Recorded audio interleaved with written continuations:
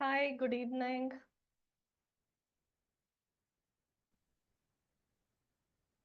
Good evening, everyone. Hi, Nuri. Hi, Mimi. Hello, Sumana. Hello. Hi, Harshita. Welcome. Welcome. Hi, how are you? Good, Harshita. How are you? Good, good. My voice is audible, clear? Yeah, perfect, perfect. Yes. Right. We have few of them joining in. So we'll take a minute and we'll start.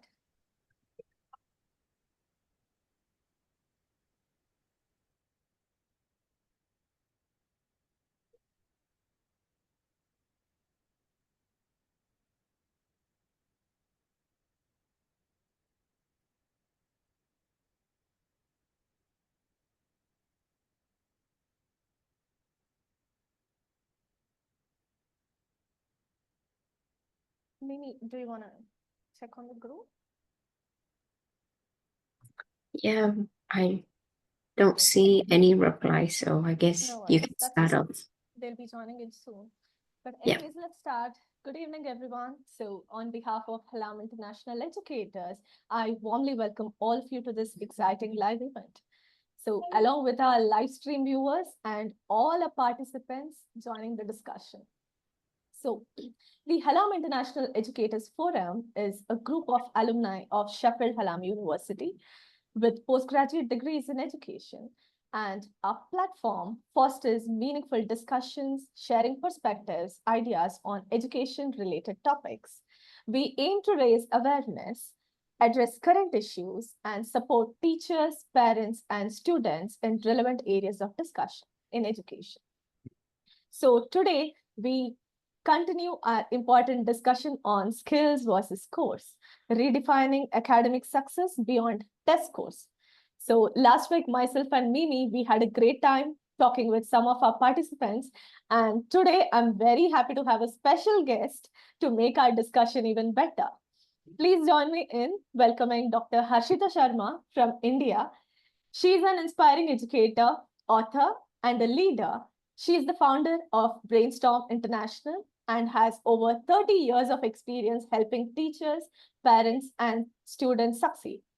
She has trained more than 30,000 educators and created programs that focus on happiness, growth, and success. She also leads Iron Lady Entrepreneur Community, and we are glad to have her with us today. So, on behalf of Hallam International Educators, once again, I warmly welcome Harshita. Thank you for joining us. We are excited to hear your thoughts. Thank you so much for this invitation, and it's a great pleasure and honor to be part of this amazing young panelists who are there. And really looking forward to hear from all of you and learn from all of you as well, because learning is ongoing, I think, whether you're Yeah. a teacher or a student, that doesn't stop.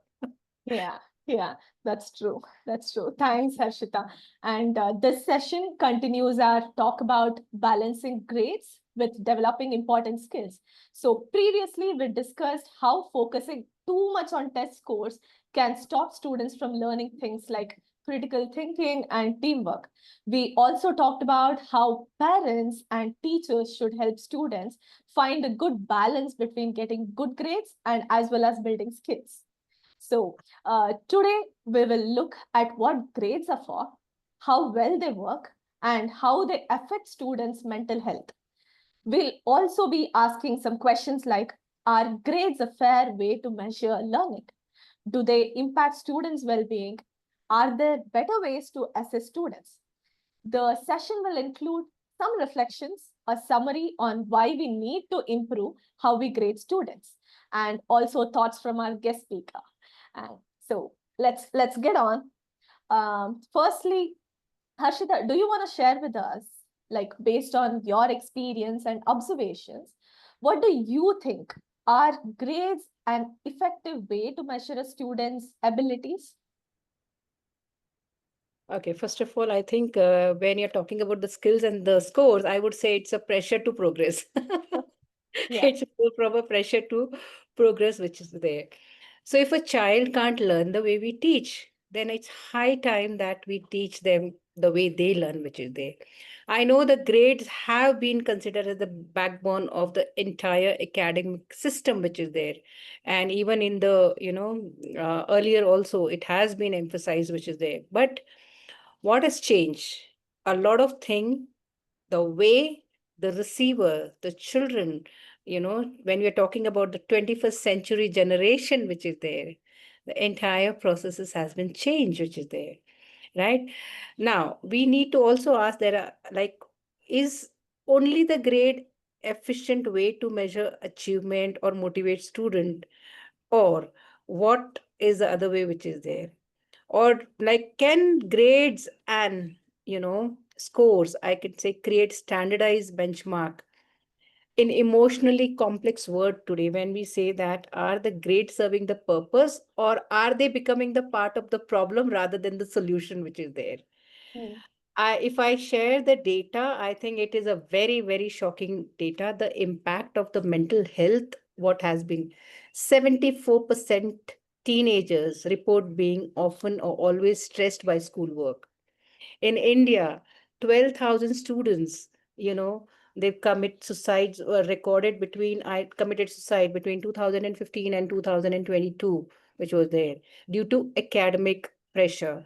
One in three student in high performing schools show sign of clinical anxiety, depression, right? 81% of students believe their grades don't reflect their true potential, learning potential, which is there. 2021 case study also, the Center of Social and Emotional Development found that 63% of the students are disappointing their parents due to poor grades. Now, you tell me. I think you got your answer as well. Right? Yeah, yeah. This So, rigid grading system is something which needs to be, relooked at, because the data is accurate. The data is showing, it is showing the red, signs which are there. yeah. Then what is that we need to do it? Yeah, you were asking something? Yeah. No. That's right. That's right. So I was just telling it's not only about India. I think it's similar condition in Yeah. UK as well. So even when I was looking at the data, that I have got something for you guys to flash it on here as well. So it's similarly what you told. India is facing this so much of stress, anxiety, and parents' pressure on test scores. So it's similar with UK as well. The back of SATs results and parents pressurize teachers to Mm. get students those results. Yeah, I agree. I agree to yours. So I do invite all other participants also to share your experiences and observation if you have got something to talk about. And I would be still posting a page link here. Our discussions are already open in the chat box. I'll leave it. If you want to share it now, you can, or maybe we'll continue to do it on the Facebook See, page as even well. grades, I would like to add to this. Grades, reward speed, means when we reward with the grade, it's speed, memorization, but they Mm, don't, have the deep thinking and the creativity. Now, it can be bias, mm, subjectivity, or, it can be also, the fairness which comes in picture. mm. Grades doesn't promote the competition. It promotes competition over the collaboration which is there, right? Yeah, Today we need the collaboration, and students often focus on what gets marks instead of what makes sense, right? absolutely. Yeah, yeah. So a lot of things which are there. Yes, if anyone like to add. So originally, I would say that when we started the grading system, maybe when the schooling system started in, worldwide, it was measure understanding, provide feedback, motivate, predict future performance. Then you have the performance, which is there. But what has happened in reality over the period of time, I think I remember when we were in school, a 60% marks was wow. And today we see like HSC result, it's 99.75 and that also 0.11%. Where are we heading, which is there? Yeah, So oversimplifying complex learning is there, right? They fail to recognize what is student's strength and what is the surface learning, right? And undermine the curiosity, creativity, and it's just the external motivation, the grades I feel, and where we are moving toward the intrinsic motivation or the internal motivation which is there, and it is mostly the label base That's what Mm. also we all know, right? So it's a short-term motivation, maybe the grade, which will definitely lead to anxiety, depression. Yeah, I Yeah. have a sense of achievement at the same side. On the other side, I'll also have the less lower self-esteem or self-worth, which is there. Where is my confidence going? Mm. Fear of failure, right? So, yes, definitely. So, we need to definitely look at what are the things and where are the parameters moving. How do traditional grades measure and what do they miss? Do grades still consider as effort, improvement, or context? Are they standardized things work, across the schools or in all the surroundings and the situations which is there, right? So Yeah. So, how a school can look at the balance assessment with students' support services. I think rather than we deciding on the benchmarks, it's high time that we have the students on the panel and have, you know, that might also work, which is there, right? Yeah, that's a great idea actually. I think we were Like students how we last have year. the parents counseling, and if you have want them to be accountable, I think it's important that we have the students counseling, which is very very important because the modern education system often overemphasizes academic scores sideline, and they sideline everything rather from like life skill is something which is sideline very badly, where you know where we can't measure the success. And even if you look at the World Economic Forum, where we have 2023, the latest report, which is there, 65% children entering the primary grades. You know Yeah. what is their situation, right? So they are like, for them requiring the skills like creativity, adaptability, resilience, emotional intelligence, which is difficult to measure. And it's not been able to do that. Now, if you look at world's best education system, Finland, what are they doing different? Mm. Right. So they don't have the rigid, grading system until they are teens, Yeah. and that's where I think we need to look at, okay, what is the best practices worldwide if we take it? You have something in Japan, you have something in Finland, you have India is having the knowledge system which is very, very good, which is there. But yes, what we need to look at is the assessment and the feedback, what how we give it. That is something which we have to make it more flexible. I think that would make the things easier. Yeah. Because even the PISA survey, when we're talking about that countries which have the heavy exams, you know, Mm. so they have the higher anxiety, less curiosity or motivation for learning outside the school. Even, the National Employment Report, what we're talking about, says that 47% of graduates are mostly, not able to communicate properly. They are not able to, means they don't have an excellent teamwork, adaptability, reasoning skills that are, these are the skills which we never assessed in exam. And when we talk about Harvard also, like when we're, where are we pushing our students and what we need to do with them? That's what we need to check on. Yeah. So, okay, I would like to hear from others as well. Yeah, I just wanted to invite one of the parents' perspective here. So I see Monica is a parent of two teens, almost like, they. So I just want to hear from Monica as well. Monica, do you think the parental pressure is still there? Like, because your kids had their learning in India for some time and they've moved to UK. What do you think? What's your perspective?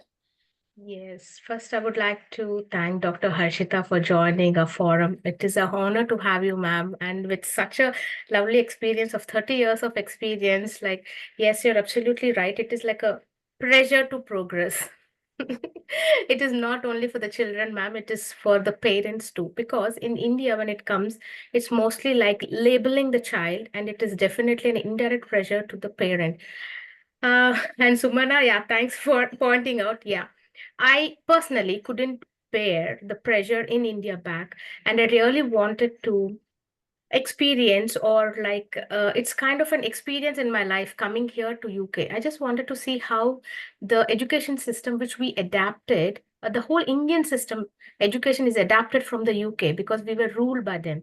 So after coming here, I can clearly see the differences. As you said, yeah, most of even engineering graduates, when you leave them, the creativity is missing, because I have joined here as an master's student, and then I realized when the teacher was saying about creativity and all, I don't know what do you mean by creative thinking? What is that? Is that a new word? It Critical is Critical thinking. thinking. nothing. Yeah. Hearing that. You can ask the whole group, me, Nive, and all. Creative thinking, use your creativity. It was like something which we are missing in our academics. It is like a rote learning, ma'am. Even when we give comprehension in Yeah. our English subject, it is just question and answers.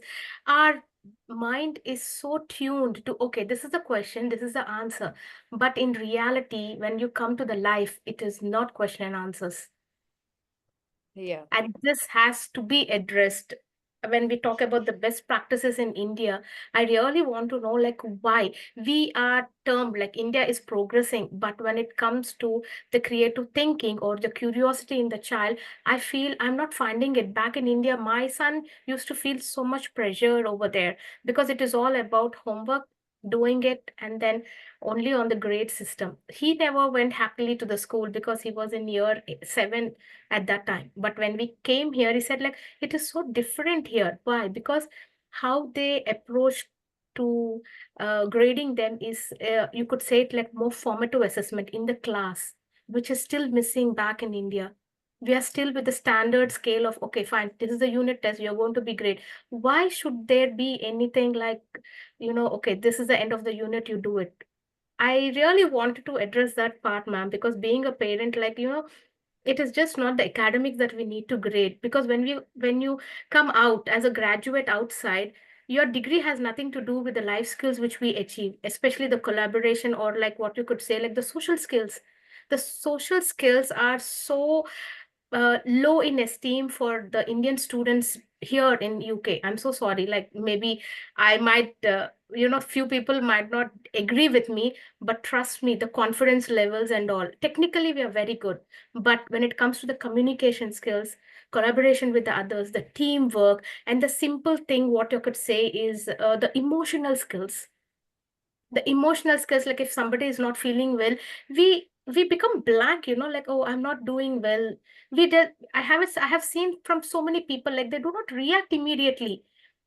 You understand like what I'm trying to say? Yeah, yeah. Because So I this is, like to add to that, because I'll tell you what happens here.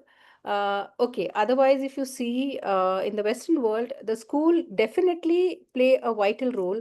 But at the same time, when we look at the schools here, schools say that we are doing this because parents want this. We are doing because parents are demanding this. And I go back to the schools and I tell them, if parents are demanding, is the school for parents or is the school for children? So if we can, parents are not aware. So can't we have something like how we have awareness, sessions for teachers and the training session? At least have some awareness session for the parents. Okay, okay, I know that you want cursive handwriting. I know that you want this thing in, for your child, and you want your child to start writing at the age of 4. But let's see what is the latest research talking about. Let's see where are we heading. So if I think parents are aware of that part, then this will not, pop up. Otherwise, we'll be school will say parents want, and the parents would say the schools is doing. So where we fit in between, which is there. And that's, I think, once wherever we have done the parent session in whichever school, I think then the parents were very happy, because earlier parents want homework, parents want this, parents want a lot of this thing. Okay, we need to, raise the confident communicators. We need to raise the global leaders. We need to raise the resilient children. And what we need. And if I ask parents, what kind of a human being you want, your child as, and the parent, I want happy child, I want this child, I want, they're not talking about the grades. But then, the moment, somebody else asks, like, And if friend asks, then the first thing is my child got this marks which is there. So I think we also need to see how we are having this conversation, because the parents play a crucial role in shaping how children relate to learning, success, and self-worth, right? And when we look at even the school in 180 days in the early years, when we're talking about, there are 3 hours or 4 hours of schooling in India. Abroad, some of the schools where they have 5 hours, maybe, but here we have 180 days of attendance, 3 to 4 hours of schooling. So see where a child is spending the most of the time. So we also need to have some awareness for the parents where we can strike the balance between the academic expectation, life skill development, and give some strategies to even parents, right? So when we shift praise from outcome to effort, which is there, instead of saying great job on scoring 90%, say I'm proud of you, how hard you worked for the exam, right? So sometime, right, instead of how many marks did you get, what did you find interesting today, what did you Hmm. enjoy the most today, right? So if we can even change that question which is there, and if we can, if we are okay if sometime child fails, and if a child gets a lesser mark or a child doesn't perform, I think that can also, reduce a lot of pressure for children. So that's something which is also very, very important, right? And Very, mistakes very are rightly always said. the stepping stones which are there. So, right? So instead of like your cousin scored more than you, and instead of that, it's okay. Some children get, more marks and some less marks. And you are good at dancing and he's good at singing, and and every flower, even though we plant the seeds, bloom differently. The size and the shapes and the color and the way they swing also, it's so different. How can I expect all the children at 90%, the same system? So children have different learning style, children have their unique personality which is there, so there are a lot of things which would be coming in here. So I think it's also a schooling for parents along with children, right? Yeah, yeah. What is important is, I would not say school, but why not have a playtime with parents, right? So where parents also think about, encouragement in the hobbies and the art and craft, everything which is there, right? So according to now NCRT 2022 report, 42% of students report parental pressure as a major Ooh. source of exam stress just before the exam. Well, that's true. So children who experience warm, supportive parenting perform better and without any higher level of anxiety, right? So yes, academic success matters, but mental health, adaptability, and character matter more in the long run. And that's where I think we, all of us has to, it's not just the parents and but as parents and teachers, and if we all stakeholders can work collaboratively, I think we can really raise amazing leaders. True. Very, very rightly said. So when you just mentioned this one, I remember one incident, very recently. I just realized one thing. It's not only the parent. I think the educational institutions are Hmm. also trying to fit into that, expectation somehow.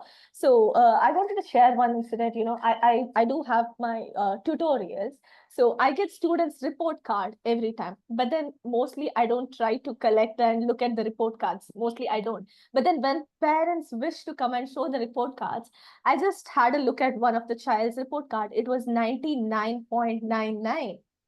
And I'm really not sure where was that point one missing. It's 99.99.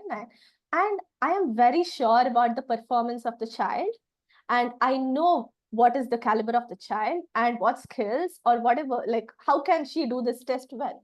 But then when the education institutions labels you with 99.99, which means like it's trying to convince the parents that your child is in a top mark, and trying to streamline in that way. It's somewhere, it's not a justice to parents though, but I think you rightly mentioned that it's about collaborating with parents, having now and then, some fun time with parents. So let's call it like a Mother's Day or Father Day, or a day with your mom, a day with your dad, or something like that, and try to educate them in a fun way and make them understand about it. Certainly, it was an insightful point. So moving forward, we were just discussing about some of the statistical data. I think more or less you covered it completely. I had some of the datas with me, but I'm not going to flash it, as I said, because you already mentioned it. It was all about the student well-being in UK and India. I had a comparison of it.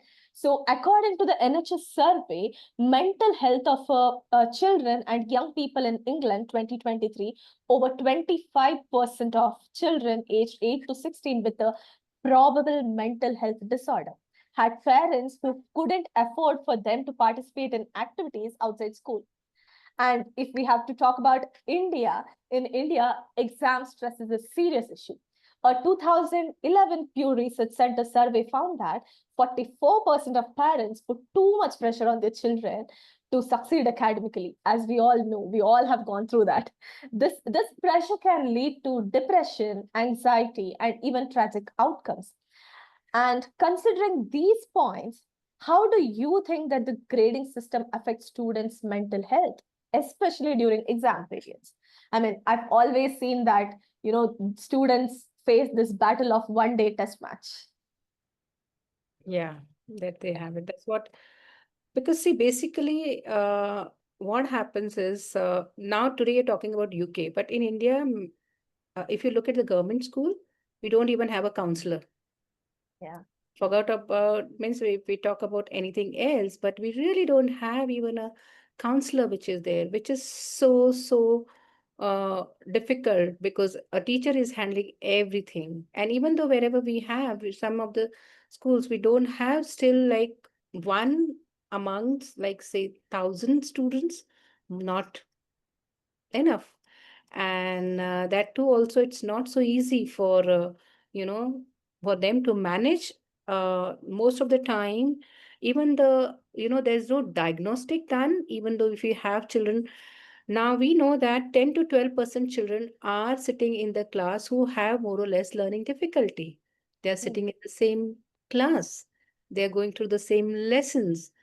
And how do you think, apart from forget about the exam pressure, but even for a teacher to handle this kind of situation is difficult. So exam for these children is like a nightmare, and Mm. most of the children. Oh, oh, sorry, sorry. Can you just I do. Yeah. right? So a lot of pressure, and it could lead from maybe some of the children who are the high performers sometime can have dropped down to almost like a child who was 90% in one of the case study, dropped down to almost 45% because of the pressure he couldn't handle. Mm. And it is so difficult because sometime at that point in time for a child to just remember or memorize something, and not all children can memorize everything which is there. So there's, I think, a need where we need to shift from summative to formative assessment, introduce some rubric-based assessments that includes efforts and the creativity and the collaboration, reduce the frequency and the weight of high stake exams, encourage multidimensional report cards where we can incorporate SCL, art, and service learning, integrate regular feedback cycle instead of final judgment score, which is there. So Mm. when we look at even the assessment part, it's rather than the score, if we can just have a feedback, I think that could help. And also empower educators with the tools for known grade, where we can have the evaluation, which could include social emotional learning, capacity building. And then like now if you see the holistic progress card of NEP, it is not saying you marks which is there, but there are 4 levels. So you have the beginners and you have the, Mm. the advanced level which is there. So it moves in progression. So if you have that, I think more or less the marks pressure is reduced. But how much a school is adopting, it depends on the school and how they can implement, right?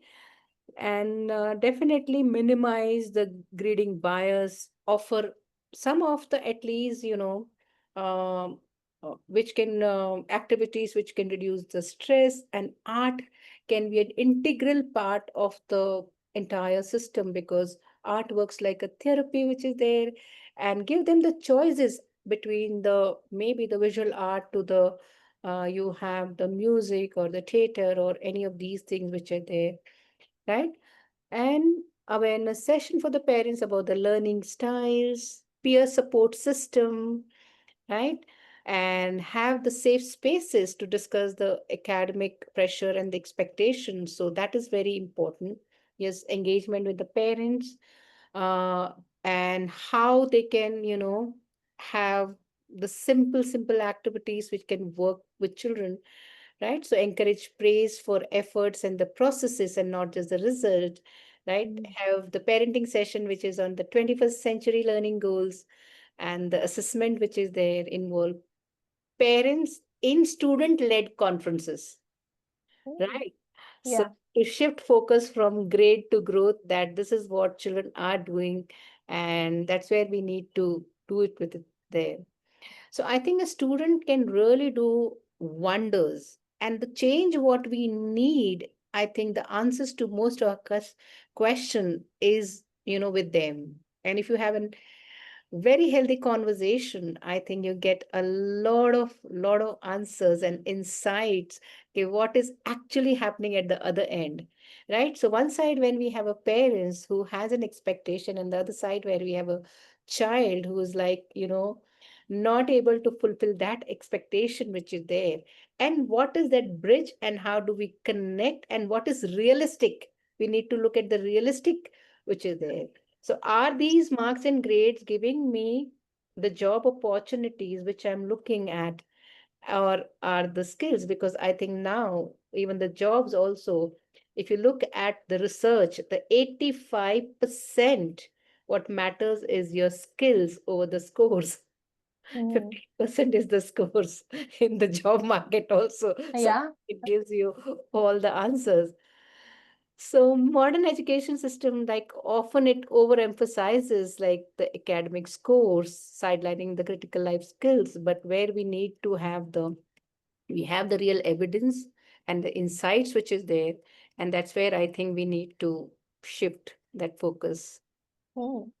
True.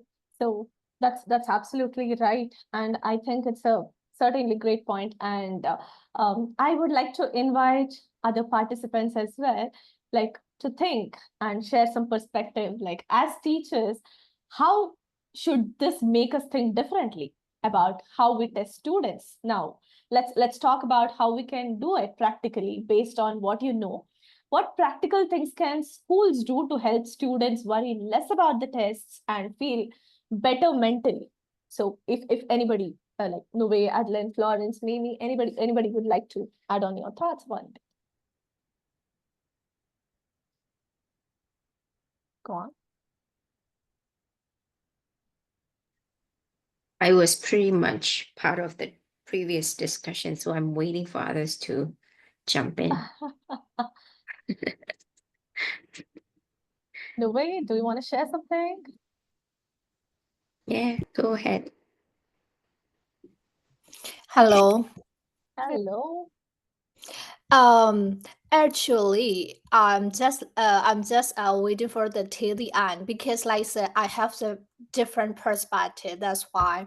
Okay, can I share my different perspective, or can I share your Yeah, opinions? yeah, yeah. Absolutely. Oh, because like I said, I mixed the first previous class, so like I also like said I was because like I said I was so addicted to grade when I was very young. Uh, it's not because of my parents give me the pressure. It because of the I'm that kind of kid, and and then like so really interesting what Dr. Harshitha said. So that's why like I got a different thought as well. But I'm just thinking like so, we should get rid of the gray. I'm just thinking that, but like I'm just couldn't accept it till now because like I have a different opinions.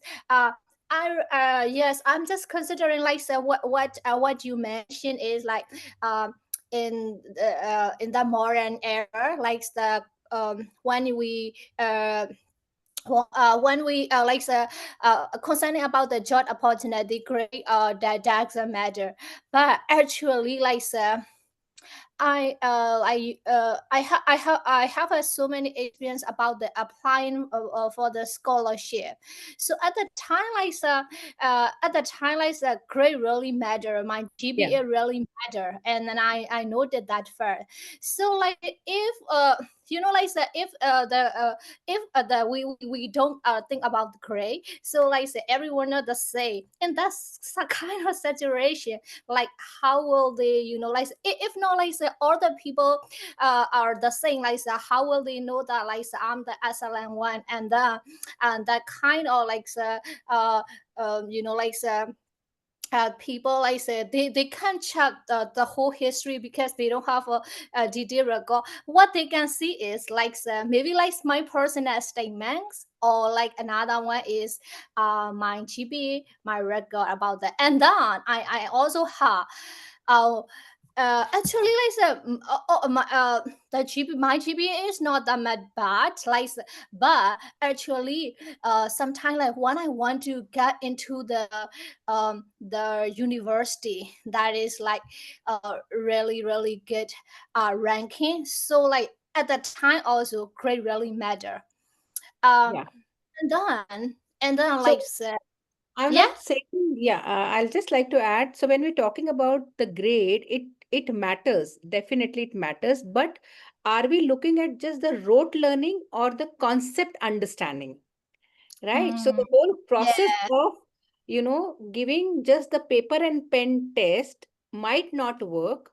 And what might work is that if we can have the concept understanding and the understanding as per, maybe a child can write that answer in a different format rather than expecting in a particular way. And yes, you need 1,000 words, you need this kind of words which are there, but not just like a copy paste or a rote memorization. So what, when we are looking at that part, that's what my uh, thought process was there. Right? So I Yeah, mean, that's really considerable. But actually, like what I think is like actually grading not is not just only one thing that the student can make strikes. Actually, if we don't make the grade, like maybe like they might have the other pressure about like maybe like submitting the deadline, or like expectation about the college. So like they might have other stress as well. So um so if we want to do the alternative way, like the way we say you said, we should make the focus on the group, but not perfection. Mm. So So maybe Nui has missed the previous Yeah. discussion, which we did say that one of the parents jumped in and asked the same kind of question that Nui did. But what we said was, we're not trying to eliminate this. We're not saying that score doesn't matter. We still need these standardized scores because we need somewhere somehow to show the result. It's more evident. Statistics, like all these things still matter. But what we're saying is, as the time goes by, the education is not the sort of like overlooked for many, many years. And then we keep thinking that just rote memorization is the only way to teach, which is not true. Especially the time has changed, like Dr. Hashita said. So many research show we're not trying to take away the score over skill. We're just trying to find the balance in between these two. How can we best measure, if what if a student who has a difficulty with maybe can't read the words or don't understand numbers. But how do we access to those kind of kids? So that's what we're saying. So definitely the score matter. And I told the same thing to the parent in the previous discussion. And again, I want to relate to what Monica has said. Like Noe has said, we grew up in this culture where exam really make judgment. That's it. If you miss it, your life is doomed. You don't have another chance. You cannot take any sort of like alternatives in your life. If you don't do well in the exam, you're done. So it's more like very stressful, the anxiety that we carry in our teenage, which still affect Monica would know because I was so stressed during our study. I would be like, why am Yeah, I having this score? I What think happened to my the score? the pattern of assessment need to change, Yes. Yes. right? So So there whatever is that yeah, we experience, even in our teenage, we still felt like we want to have a good score, like good result. We still think that those matter. Even when we do our, master degrees in our 30s and 40s, we still want to see that score. So that, yeah, that needs to have like a change. We don't want the new generation to suffer this. And again, they don't take it like how we took it. So time has changed. We need to do some changes. That's what we're Yeah. trying to target on. yeah. And the children with the learning difficulty, or children who are struggling, for them the pattern and the way we assess definitely need to change, because that's where it impacts the mental health and the overall things which is there. Because I like to even just have a quote which is written: grades may shine, a fleeting light, a moment measure, sharp and bright. Yet skills take shape, a steady art. They build the mind, they shape the heart. Concepts learned when truly known turn grades to stepping stones you have sown. For numbers fade, but wisdom stays, a guiding force through all your days.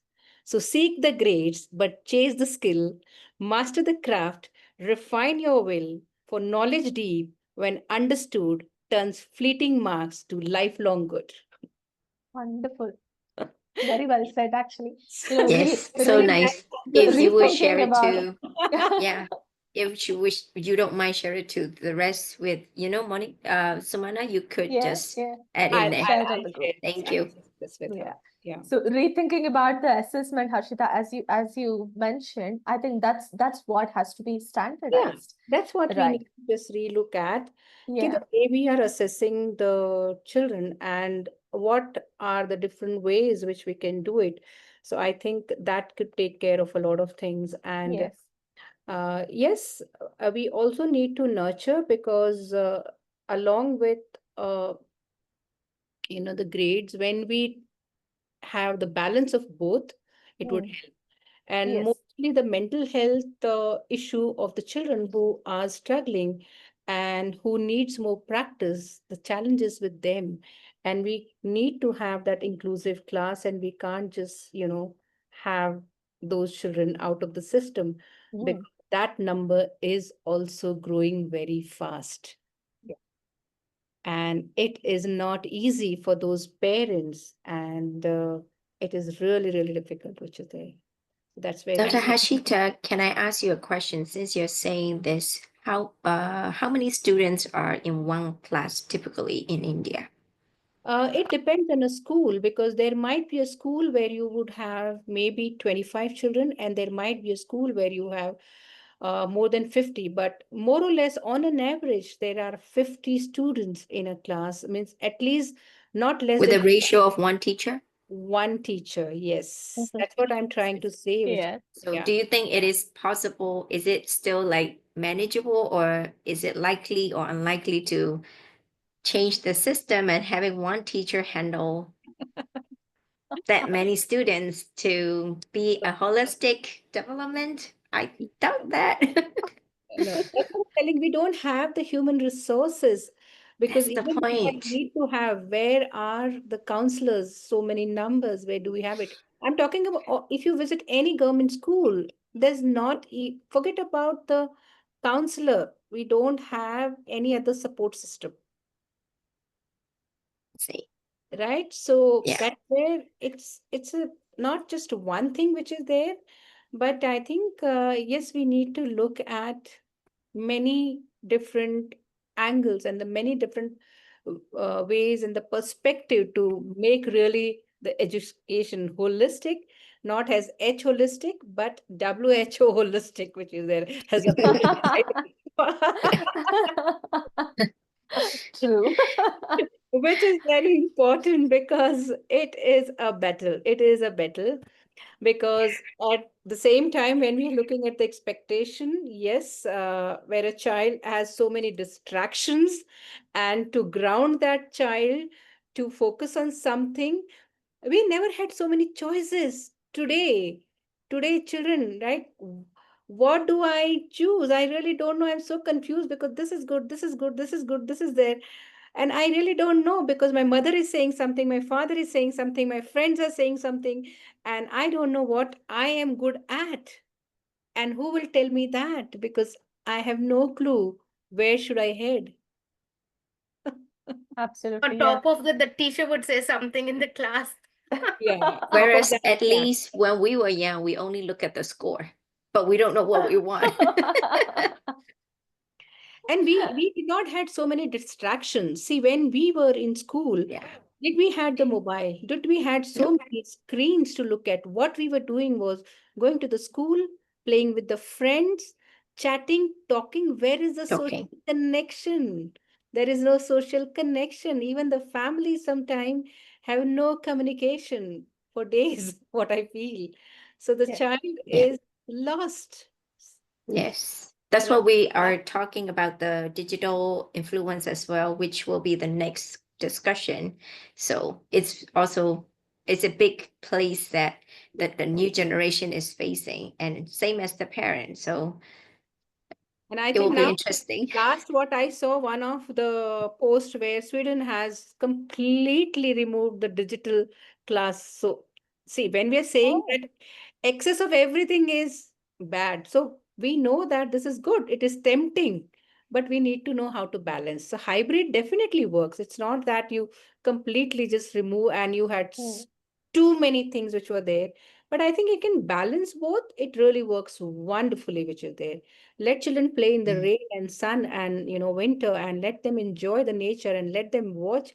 It's okay then, but I can't have like a child 6 hours only in an AC class with the digital boards Yeah. and no nature connect. So nature Right. connect equally important. If you can Mm. balance that, I think it works out well, and that's what even the parents need to also do, that when they are spending the weekend, where are they spending the weekend? Is it the movie? Is it the game zone in the mall, or is it something which is like a park and playing, being a child and playing and reliving Yeah. their childhood?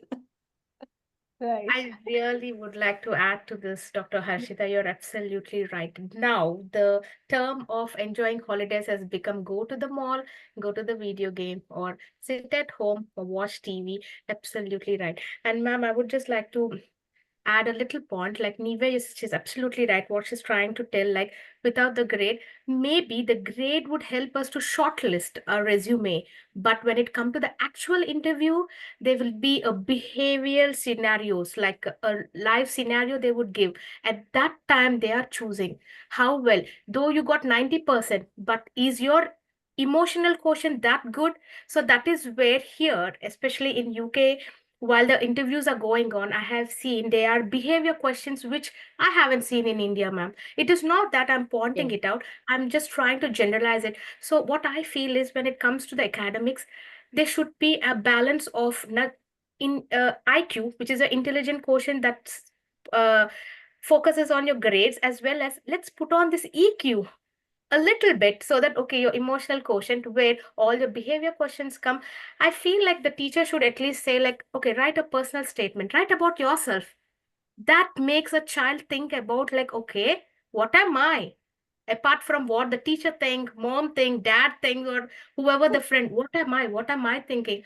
So ma'am, it's been such a lovely discussion Well, I about. think I'll just add that in new NEP also, the Panchakosha development, the fivefold development talks about the physical body, right? So you have the physical body, you have the emotional development, and then it goes to the, the cognitive part, which is there, and then you have the Anandamaya Kosha.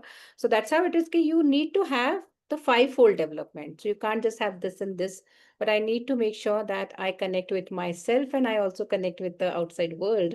Both are equally important. Absolutely. And Yeah. one more thing, ma'am, I'm so sorry, Samana. Mime's point, absolutely right, ma'am. Why isn't in our Asia teaching assistants are not provided as a support to the main teacher? It is not that they aren't power. We have the world's highest human power in India. Population. Population, ma'am. Let's use it. And one more good thing, ma'am, these Western people, they're adapting our Asians, it's called mastery learning, like our Asians way of, they are adapting our teaching over here. It is not that like, the Western culture way of teaching is good. The thing is, when they are adopting our style of teaching, why not we adopt their kind of support in our system? Take the students who are learning, the B.Ed students, get them in as a teaching assistants, like a volunteering work, or you can give them a little of apprenticeship, like par early, like 1 hour, like how many hours they work, like a what should stipend? I could use that word. And I And think, then if you pull yeah, them but in, it's again, I like to add this also, like some of the schools do, but it depends on the school. Even though if you have a policy, the new education policy is beautifully drafted, right? It's a good combination of everything. That's what we're talking about, vocational skills and Mm. the choices of the subject. But it all depends upon how and what a school would take it and how they want to take it forward.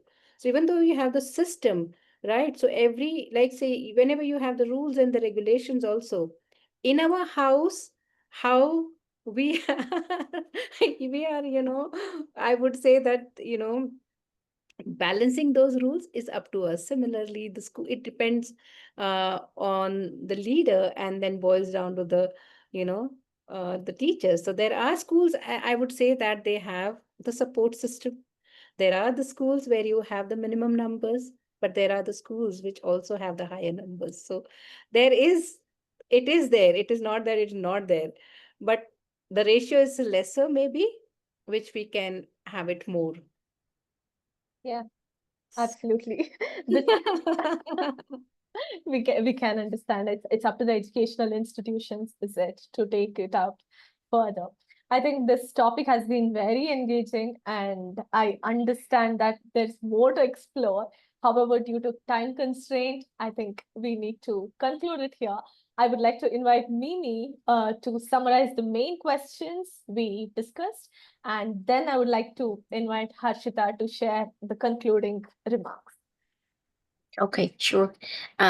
It's been a great discussion. Like Samana said, we all will agree that it will be never ending if we continue talking about this, because that's definitely something to solve as the time goes. It won't be changed overnight. We all know that. So basically, we try to look into three different things, like students' mental health, and what are the limitations of the measure of success just based on the score. Does it you know does it decide everything? No, it doesn't. We know that there's some other things that we need to consider. And how do we see students real success, that sort of thing. So Dr. Hashida has said a lot of things that I want to highlight.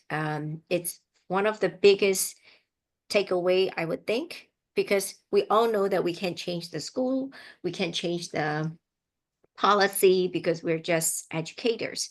So, like, in my opinion, I think as a parent, as a teacher, as an educator, whatever the role that we are holding, or like Dr. Hashida's place, for example, she could give this education or knowledge to, teachers, the school leaders, wherever that she goes, to educate them, to encourage them to have integration between school, teacher, and the parents together, because definitely people would blame on each other, like throw the balls at each other. No one is entirely responsible for this. I think we all need to take each part of responsibility. And then I think we can make a difference in the education. So if the school policy is not able to implement something, but that parent is educated by us or this kind of knowledge, they will try to do a little bit different at home. Maybe they don't judge or compare their children with another child. Those little things matters. I think over the time, these little things will make a big shift. So the very biggest thing to take away, I think, is school and parents and teacher need to communicate, integrate, and educate each other. And also another thing, as a teacher, what we can do is to see student differently. Don't see student based on the score, and other qualities that are hard to measure that Dr. Ms. Harshita just said: reasoning skill, resilience, creativity, adaptability, and communication, collaboration, social skill. Those are the qualities that we cannot measure. Friendship, those are all very important. So in that kind of sense, if teachers are seeing student in a different way, I think we will make a difference for some, at least at our own little place.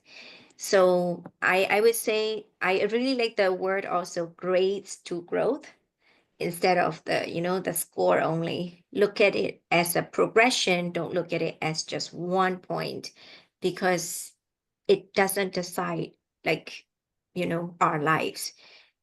I know that it's very hard because even when we wanted to go to other university overseas, we still have to present ourselves with this score or results that are, that are like the benchmark.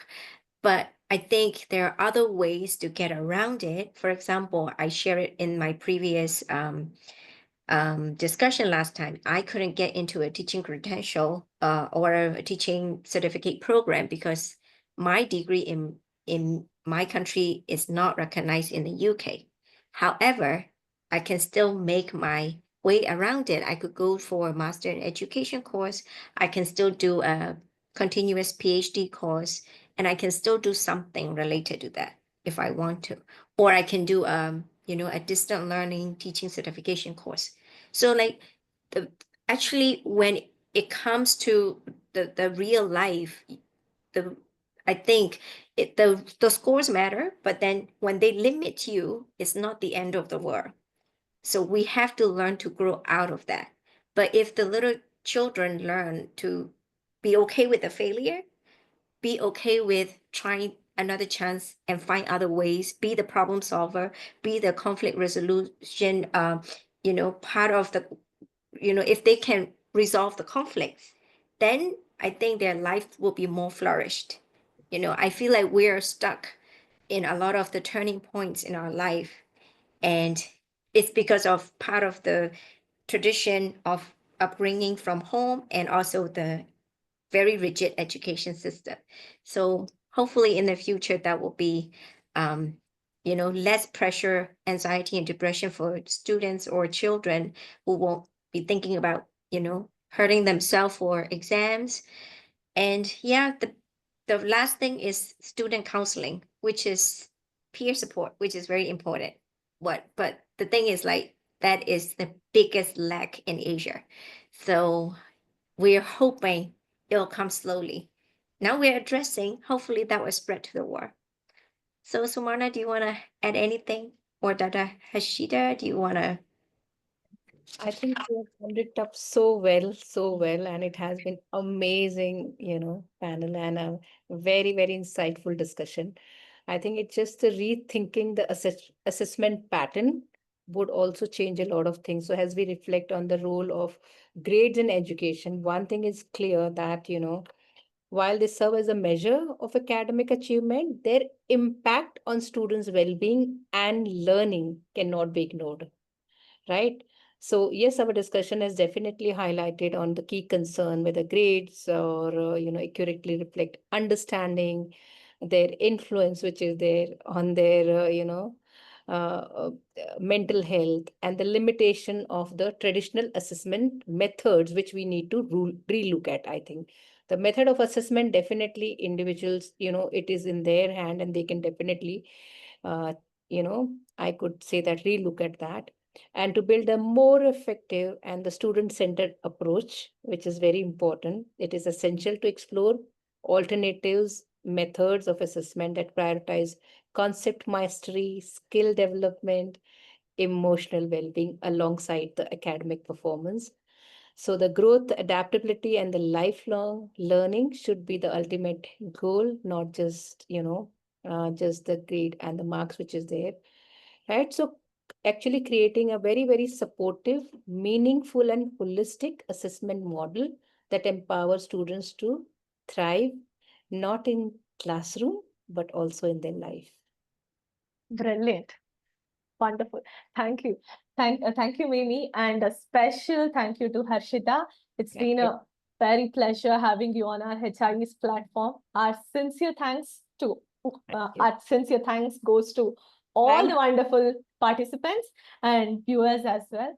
Enjoy the rest of your day. You can continue sharing your thoughts and perspectives on this topic on our Facebook page, Hallam International Educators. And thank you all. See you all Thank soon. Thank you, Harshita. so Thank much. Thank you you. so much. Thank you. Thank you, Bye. Harshita ma'am. Bye. Bye.